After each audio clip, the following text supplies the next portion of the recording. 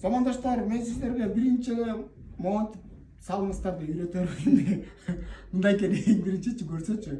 Материал капризный экен кожаданчы.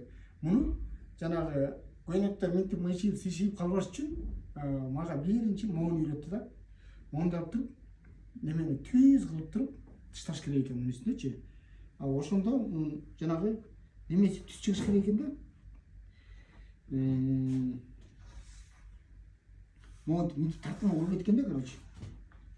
Кайра болбой калды. Муну кайра тыштайын. Мындай кылып тышташым керек экен да. Мындай кылып туруп, мунун кырына буларды минтип тартат экен. Минтип тартат экен да. Лекаланы Кудай буйрса, ана муну минтип эле жылдырып коет экен да, минтип элечи. Муну чой деген болбойт экен да. Биягында минтип келип туруп эле мындай кылып тартат экен.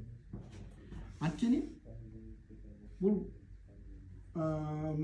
долевой деп коет экен. Долевой деп коет экен материалдычы.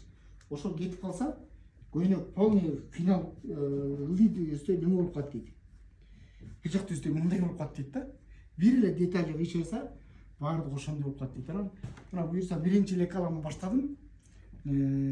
Бархыттан көйнөк кийгим келчү. Анткени бархыт өзү бренд материал. Бренд материал бархыт деп.